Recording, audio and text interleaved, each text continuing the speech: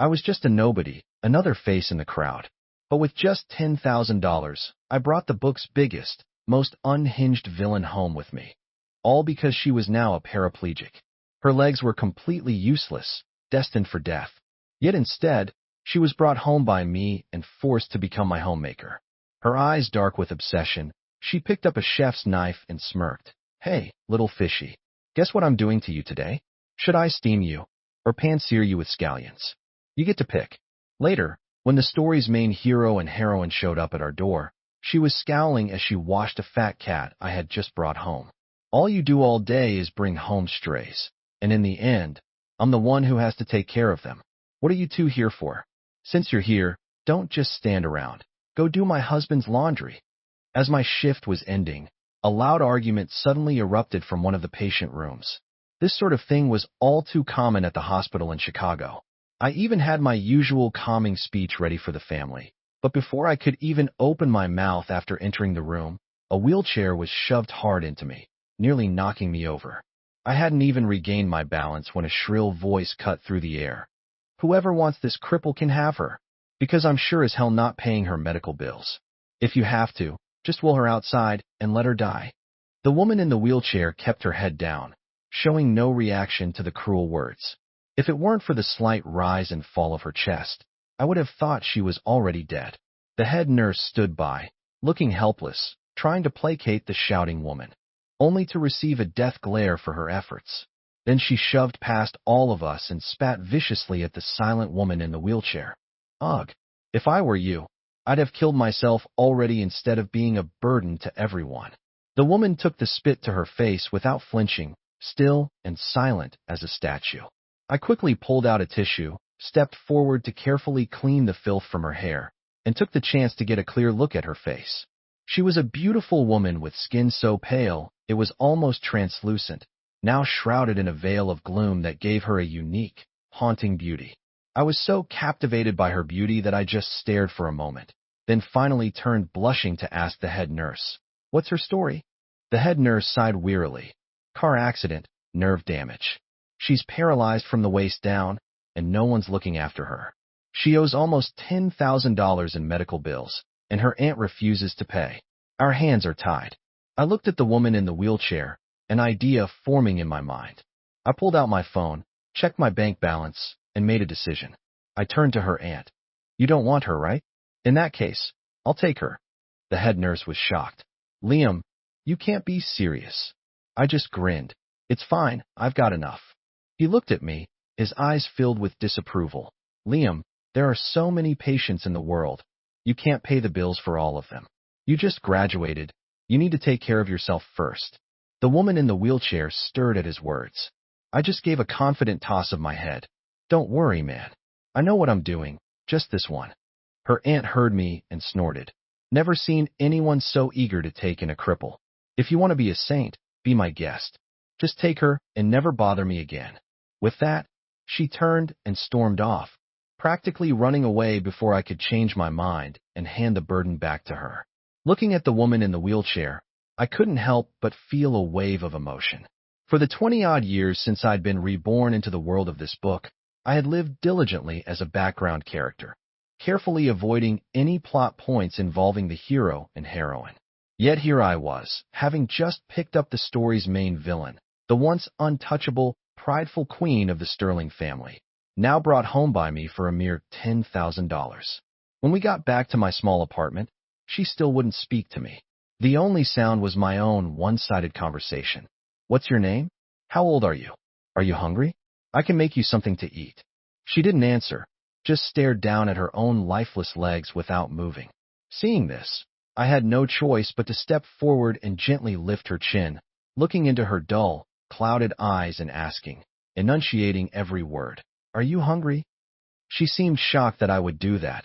Her pupils trembled slightly.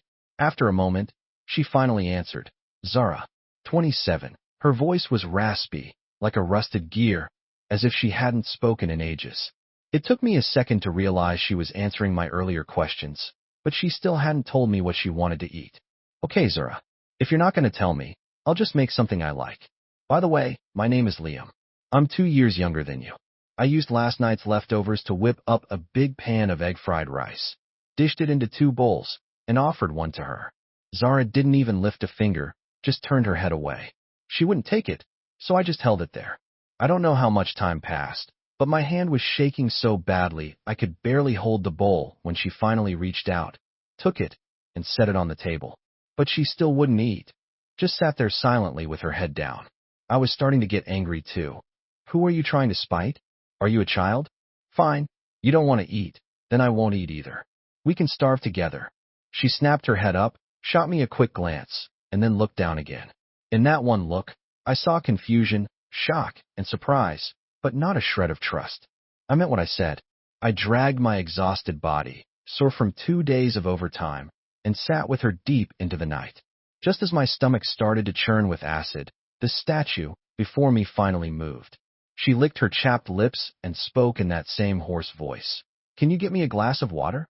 I stood up, my body swaying unsteadily for a second. Once I was stable, I shook my head clear and looked down at her. If you drink this water, you have to eat your food. Understand? She gave an almost imperceptible nod. Only then did I go boil some water and bring it to her with a straw. After she finished the water, she slowly began to eat the greasy, cold fried rice. She kept glancing at me as she ate, and when she saw I wasn't eating, she actually stopped. Right then, she didn't look like a ruthless villain, but more like an insecure, homeless kitten that had just been taken in. I sighed, took her bowl, dumped the rice back in the pan, threw in some shredded pork, and stir-fried it for a minute before giving it back to her. There, eat up. I'm eating too. Zara held her bowl and carefully pushed half of the pork from her rice into my bowl. When I looked up, she quickly lowered her head, pretending nothing had happened. This woman was so difficult. When it was time for bed, I moved to help her change and lift her onto the bed. It was nothing for me. I did this for all my patients with mobility issues, but she clung to the armrests of her wheelchair, her face bright red, refusing to let me touch her. Get out. Just get out. I can do it myself. I just stood there with my arms crossed, not moving, just watching her. She looked like she was about to combust under my gaze. After a long moment, she looked up, her eyes glistening with unshed tears, her voice pleading. Please, just go outside. I've always had a weakness for puppy dog eyes. I sighed, turned, and closed the door. From inside, I heard harsh scraping sounds and the rustle of fabric. Then a heavy thud, the unmistakable sound of a body hitting the floor. Before my hand could even touch the doorknob, her voice came from inside, choked with tears. Don't come in. Let me do it myself.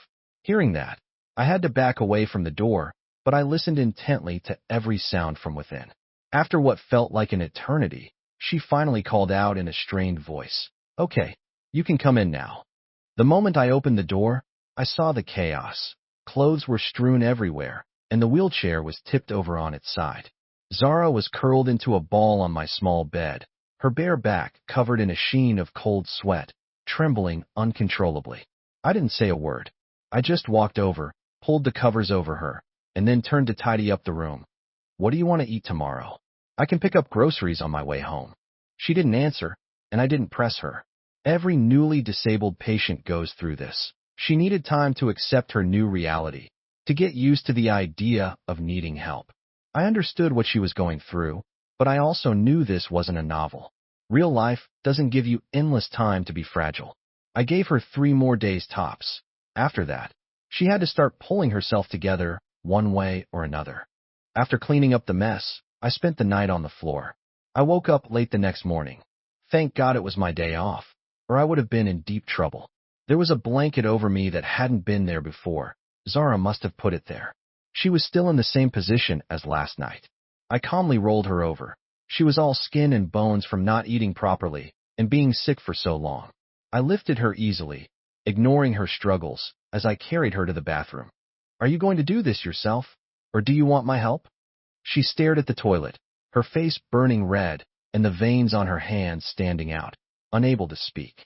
I didn't let up, looking her straight in the eye and repeating the question, yourself or me? Finally, in a voice as quiet as a whisper, she said, you help me.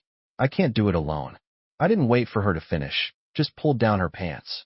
She squeezed her eyes shut in humiliation, as a single tear escaped, and traced a path down her temple, but she didn't say a word. We got through the morning without any incident. Zara was still withdrawn, but she was at least starting to ask for help when she needed it. The thing that worried me most was her self-destructive streak.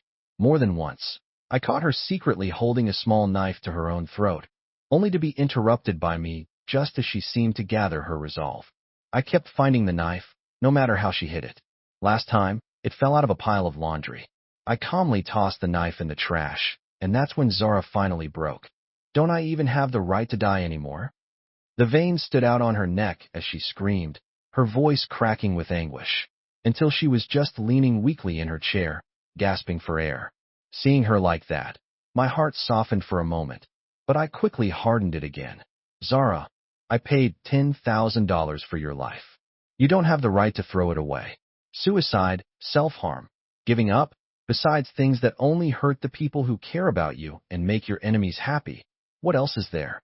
She closed her eyes and forced the words through her teeth. I don't have anyone who cares. Am I not? I saved your life, didn't I? She fell silent, letting tears stream down her face without a sound. Why did you save me? What am I to you? I didn't answer her directly. Instead, I just started talking. I'm an orphan, the kind whose entire family is gone. I grew up relying on the kindness of strangers. In middle school, I got sick. It wasn't anything serious, but the medicine cost a lot. I only had $20 to my name, not nearly enough, and there was no one to help me. My voice was calm, as if I were telling someone else's story. All I could do was curl up in my bed and pray I wouldn't die. And I promised myself then that if I made it, if I ever met someone in the same hopeless situation, I would save them. I wouldn't let them suffer that same despair, just waiting to die. As I said this, I knelt down and gently rested my head on her unfeeling lap. My voice was barely a whisper. So please, for my sake, just try to live. Zara didn't say anything, but her hand unconsciously tightened its grip on my sleeve. After that day, she never tried to kill herself again. I had to work during the day, which meant Zara was left alone at home. I had to prepare her meals, set up a bedpan for her, and meticulously hide every knife in the apartment before I could leave for my shift. After work, it was another round of cooking, laundry, and helping her wash up. Most nights, I was so exhausted I'd fall asleep the moment my head hit the pillow. Zara was still as quiet as ever, but she started helping out with small things she could manage from her chair. Then one day, I came home from work and didn't see her in the living room. Zara, Zara. I called her name, searching all the way to the bedroom, but she was nowhere to be seen. Panic set in, and in my rush, I tripped over my own feet and went down hard. The noise must have alerted her, because she came wheeling out of the kitchen in a hurry, smelling of cooking oil and holding a spatula. What happened? Are you okay? I used her legs to push myself up from the floor, brushing myself off. I was calling for you, and you didn't answer. I got worried. She looked at me with a hint of exasperation, a flicker of life in her eyes. I was in the kitchen. The exhaust fan was so loud, I didn't hear you. Oh, seeing I was okay, Zara wheeled herself back to the kitchen. Dinner's almost ready. By the way, can you hang up the laundry? I can't reach the drying rack. Yeah, okay. I ate dinner with a strange mix of emotions. It was the first time Zara had ever cooked for me. The woman across from me said nonchalantly, her expression soft, I'll do the cooking from now on. You should rest when you get home from work. I nodded. It wasn't until I was standing at the sink washing dishes that it hit me. She had said home. Zara was starting to see me as family. A major victory for Liam Hayes. The next morning, I got up early to buy groceries before she woke up. Zara, I'm craving barbecue ribs. For the first time, she looked a little embarrassed. I don't know how to make them. Seeing my chance, I grinned and handed her a smartphone. Then look up a recipe. I got you a SIM card, and I also added my contact on iMessage, so just call if you need anything. She took it, murmuring, okay. Just as I was about to leave, she suddenly called out, hey, remember to pick up some soy sauce on your way home. We're almost out. Got it, got it. From that day on, Zara's daily thoughts shifted from how to kill herself to what to cook for dinner and what soup to make the next day. Our iMessage history became a constant stream of her asking what I wanted to eat and reminding me not to forget to buy meat. I watched as she transformed from a dark, brooding villain into a domestic housewife, and the healthy color returning to her cheeks told me that, At the very least, she wasn't unhappy with her new life. Over dinner that night, while sipping the soup she'd made, I asked, "Have you ever thought about trying to walk again?" A senior colleague of mine is a top-tier physical therapist. She's coming to Chicago soon. Maybe you could. Before I could finish, she slammed her fork down, her face cold. I'm finished. I was left speechless, watching her angrily wheel herself away. I followed her into the bedroom and stopped her chair. Your injury is still recent, I pleaded. If you work hard, there's a chance you could walk again. Can't we just try? She looked at me, her eyes welling up with tears, and a bitter smile twisted her lips. So you're tired of me being a cripple too? You want to get rid of me now? Is that it? I was stunned. I had no idea how she twisted my words into that. That's not what I meant. It's exactly what you meant. You think I'm useless. If that's how you feel, why didn't you just let me die back then? Seeing her lash out like this, my own expression hardened. Zara, do you have any idea what you're saying? She didn't answer, just glared at me defiantly, letting the tears stream down her face. We were at a stalemate for a long time, and suddenly I just felt tired. If that's what you want to believe, there's nothing I can do. I'm human too, and I'm exhausted after a long shift. I'm going to bed. I went to work, she cooked the meals, we just stopped speaking to each other. Sometimes we'd go 3 days without saying a single word. The little bit of weight Zara had managed to gain melted away again. She started staring at knives again. At night, she'd wake up from nightmares, thrashing and silent. We had never talked about her past, and with her shutting me out, I was powerless. I was already exhausted from my job, and coming home to her stony silence was infuriating, but I had no one to vent to. A loud crash followed by the sound of shattering porcelain was too loud for me to ignore. I rushed into the bedroom to find Zara on the floor, her face a mask of pain.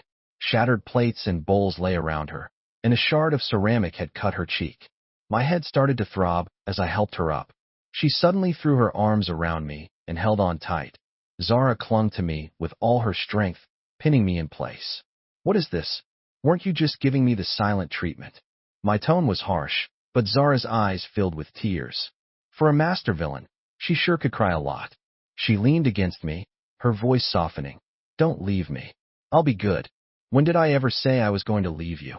She didn't answer, just buried her face deeper into my neck. You know you're all I have.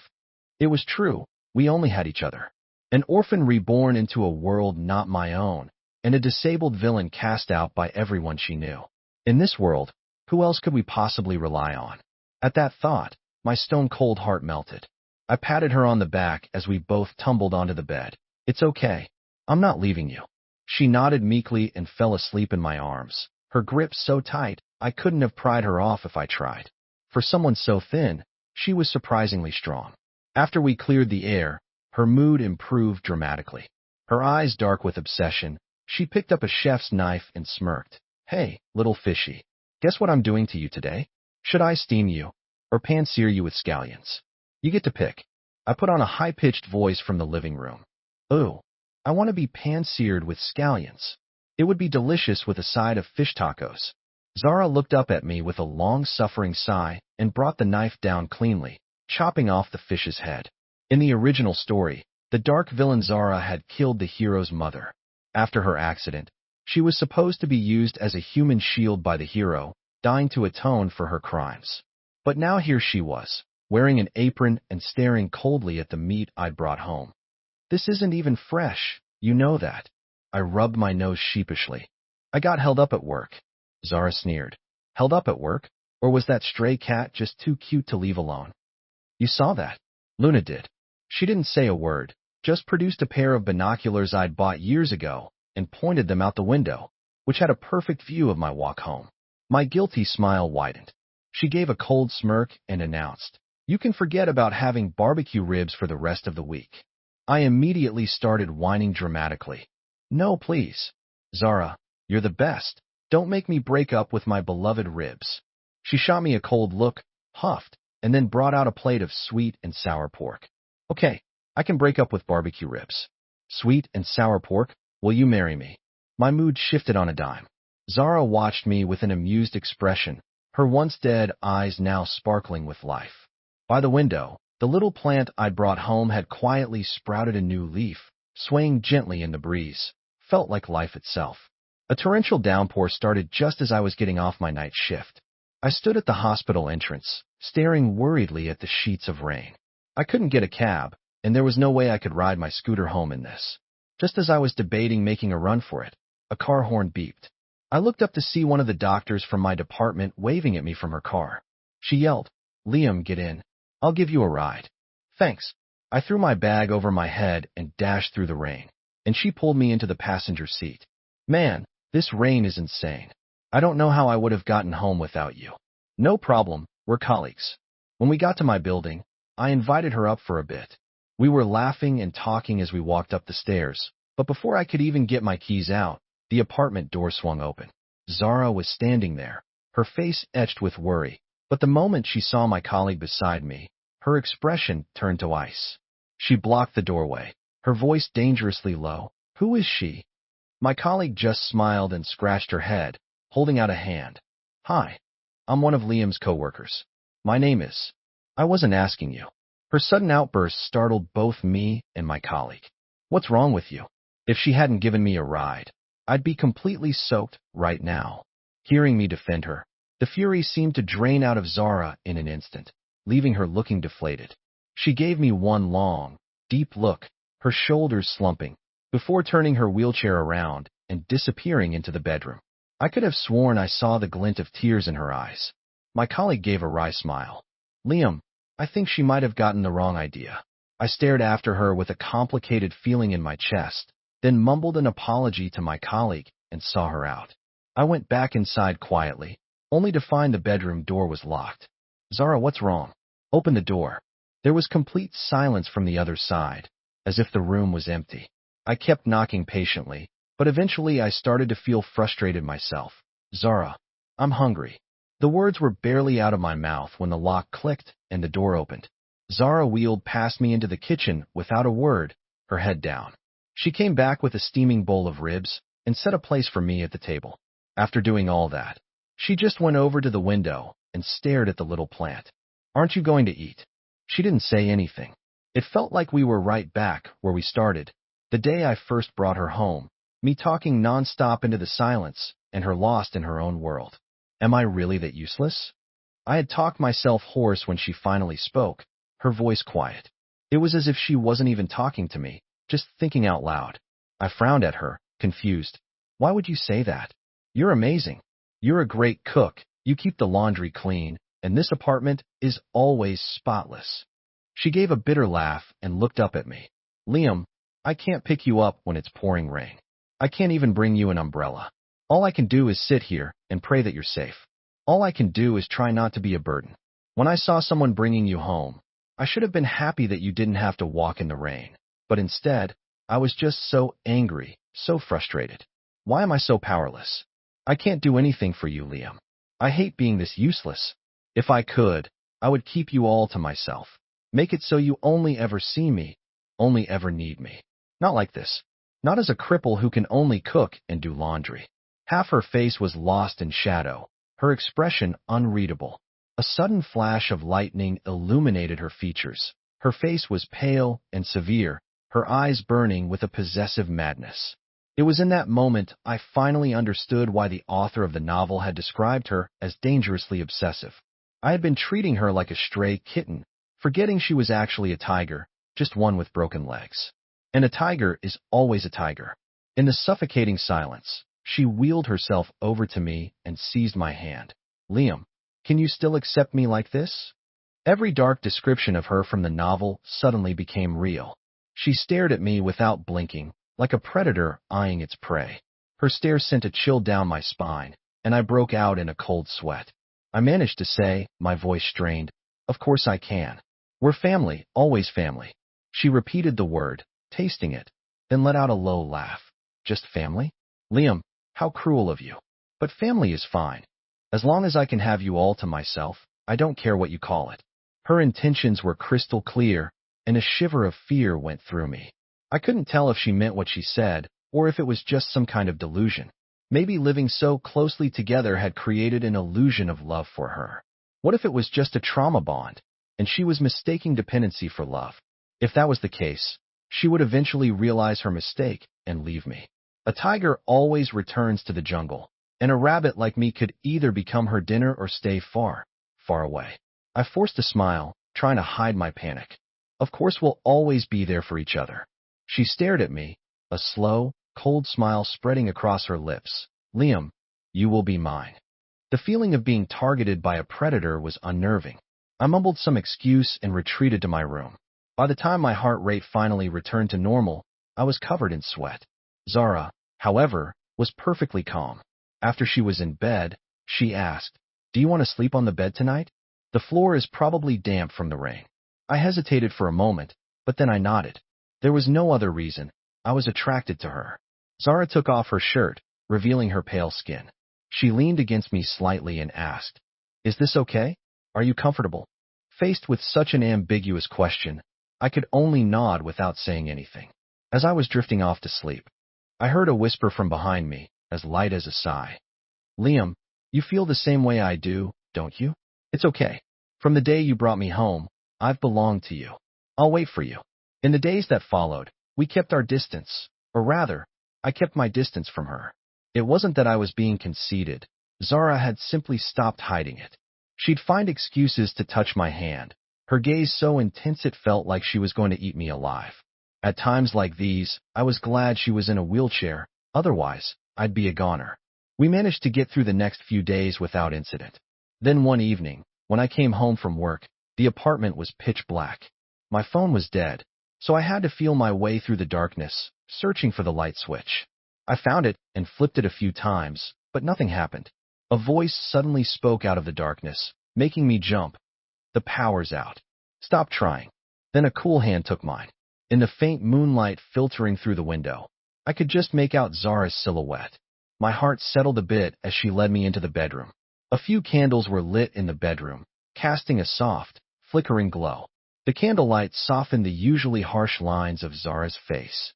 She looked at me through the dancing flames, and a gentle warmth seemed to pass between us.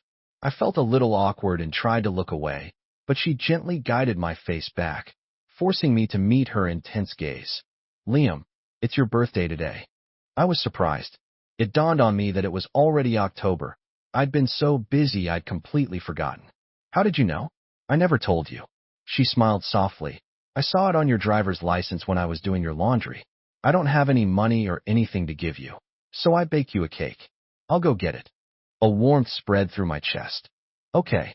She left with a candle and was gone for a long time.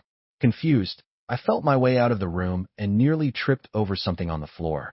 I looked down and saw Zara sprawled on the floor. She was covered in frosting, and next to her lay the smashed remains of a cake and an extinguished candle. I rushed to help her up. Her eyes were red and brimming with tears. She looked up at me, her voice small. "Liam," I dropped the cake. "It's okay, are you hurt?" "What do I do?" "I ruined your birthday." Hearing her say that, I didn't know whether to be annoyed or amused. She always used this trick to play the victim. "How can you ruin a birthday I didn't even remember I was having?" As I spoke, I scooped a bit of frosting off her cheek and tasted it. "I've had my cake and gotten my present." She was taken aback by my gesture, and I could see her blushing even in the dim moonlight. "Wah, what present?" I smiled and gently ruffled her hair. You're my gift, the most beautiful miracle fate ever sent me." Zara's head snapped up, her eyes shining as she looked at me, all her previous fierceness gone. "So you have feelings for me too, don't you?" I nodded without a word. "So I'm worthy of being by your side, right?" I sighed, murmuring, "Yes," as I lifted her into my arms. Just then, the lights flickered back on, flooding the room with light and revealing the clear signs that her fall had been deliberate. I looked at her and couldn't help but laugh, gently poking her on the forehead. "All right, let's get you cleaned up." She blushed and nodded, looking down. Helping her bathe this time felt different. I'd done it before, but something had changed between us. She was red as a lobster, awkwardly refusing to look at me. It wasn't until I had laid her back on the bed that she finally worked up the courage to take my hand. Seeing her shy, bashful expression, I could only sigh and rest my forehead against hers. "Okay, I'm gonna go clean up the mess. You can let go now." She refused, tilting her head back to smile up at me. "Kiss me." I gave her a strained smile. Zara, don't push your luck. Zara looked up with innocent eyes, leaned in, and gave my hand a delicate lick. Liam. Defeated, I leaned down and gently kissed her forehead. There. Now will you go to physical therapy with me tomorrow? The happiness vanished from her face. She scowled, about to refuse, but I cut her off. Or do you want to be in a wheelchair for our wedding photos? Of course not. Then you'll go to therapy. Fine. The rehabilitation process was long and agonizing. For someone as proud as her, falling over and over in public, struggling to get back up each time, was a special kind of torture. The legs that had once been numb were now a constant source of pain. She often woke up in the middle of the night, kept awake by the pain, and would just stare out the window at the moon. I couldn't stand to see her suffer. If it's too painful, I'd say we can take a break. But she would just shake her head stubbornly. Liam, I want to stand. I want to stand next to you as an equal. I want you to be able to rely on me too. Besides, after all this time of feeling nothing, the pain is a gift. At least it means there's hope. I felt a lump in my throat and leaned my head on her shoulder. Okay, we'll keep going. Thanks to the foundation we'd built with constant massages and exercises, her recovery was remarkably fast. She went from complete numbness to excruciating pain, and now she could finally take a few slow steps with crutches. The moment she was mobile, she insisted on bringing me lunch at the hospital every day, parading in front of my coworkers like she owned the place. The day her custom crutches arrived, we went and got married. She held our marriage certificate, turning it over and over in her hands, stroking the paper. Okay, you're going to wear a hole in it. It's my first time being married. I'm just curious. I raised an eyebrow and gave her a stern look. What are you planning on, having a second one? Never. I only want to spend my life with my Liam. I wouldn't dare think of anyone else. But the past doesn't just blow away in the wind. Sometimes it's never really past at all. On what seemed like an ordinary day, the hero and heroine of the story showed up at our door. By this point, they had already reached their happy ending, married and living a peaceful life. They arrived with armfuls of gifts, a handsome couple standing awkwardly at my door. I thought they must have the wrong address. Excuse me, this is my apartment. I squeezed past them to unlock my door, but to my surprise, their eyes lit up when they saw me. Excuse me, the man asked. Do you know a Zara Sterling? What do you want with my wife?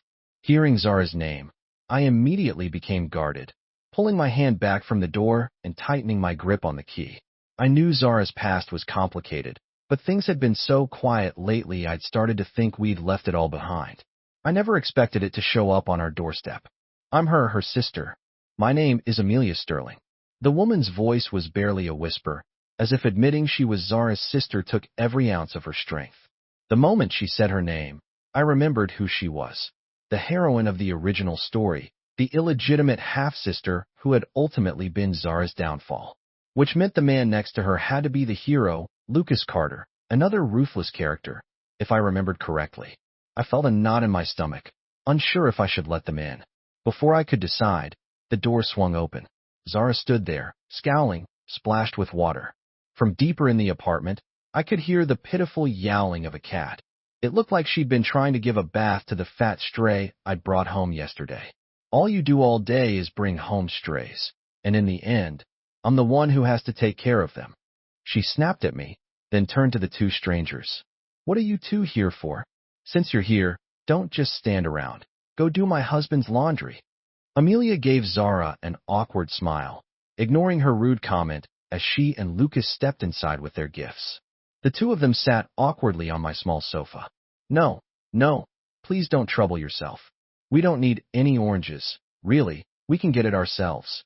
I stammered, but it was too late. Zara had already pressed a giant orange into each of their hands. The hero and heroine ended up sitting there, holding oranges, watching as Zara wrestled with the cat in the wash basin. If you ever bring another stray home, I swear I'm done with you. I heard her shout from the kitchen. I yelled back. If I didn't have a habit of picking up strays, how do you think you ended up here? She just grumbled under her breath and went quiet. Then I heard Amelia murmur in a daze.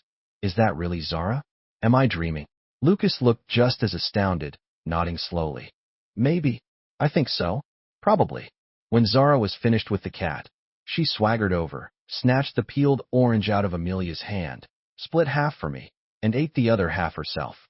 After finishing, she tossed an unpeeled orange to Amelia and commanded, "Peel." Amelia started peeling it automatically, only remembering why she was there halfway through. She jolted upright, setting the orange down. "Right. I came here for a reason. I'm so sorry about your legs, but my mother didn't drive your mother to suicide." "So?" Zara just shrugged, her tone flat. "I know. It was that old bastard, our father. He killed your mother too, didn't he? He just couldn't stand to see either of us happy." Amelia froze, stunned that Zara already knew the truth. Hearing this, I put a worried hand on Zara's shoulder. This was a part of her past I knew nothing about. I didn't know how to comfort her, so I just tried to offer what little support I could. She turned and gave me a reassuring smile, patting my hand to let me know she was okay. "Amelia, I don't hate you, and you don't need to feel guilty. The slate between us is too messy to ever be wiped clean." This only seemed to make Amelia feel more guilty. She fumbled in her bag, pulled out a debit card, and said sheepishly, "There's $4 million on here. I want to." Before she could finish her sentence, Zara snatched the card out of her hand. "Great, thanks. I'll take the money. You can keep the sentiment. And while you're at it, you can buy this apartment for me." Lucas was speechless, his mouth hanging open. I had to laugh to break the tension, then grabbed Lucas's arm and pulled him out to the balcony. "Let's let them sort this out themselves. Come see the kitten. I found her last week." Amelia watched Zara tuck the card into her pocket, then raised an eyebrow. "You've changed. The old you would have punched me for trying something like this, thinking I was insulting you." Zara grunted, glancing at our wedding photo on the wall, the one where we were both smiling, cheeks flushed with joy. "I'm pregnant, and with my legs like this, pride is a luxury I can't afford. It won't feed my husband or my baby." As she spoke, she glanced over at Lucas, who was now gently petting the kitten, and sneered, "Besides, you're no different. Love softened you too." Hearing that, Amelia's expression softened. She nodded, a small smile tugging at her lips. "Love is a strange thing, isn't it? It gives you both courage and a weakness." Before they could get any more sentimental, I cut in, rubbing my stomach. "Are you two done? Can you get started on dinner? Are you trying to starve me?" Zara rolled her eyes but stood up. All right, I'm going. Don't complain if it's late." After dinner, as they were leaving, I enthusiastically packed them a bunch of homemade side dishes Zara had made that afternoon. "Come back and visit any time. The kitten would love to see you again." Zara scowled, pulling me back by the sleeve. "Our family of 3 is plenty. We don't have room for guests." But even as she said it, I saw the corner of her mouth twitch. She wasn't really mad. Amelia and Lucas just laughed, waving as they walked down the stairs, and for a moment, it felt like the past had finally let us go.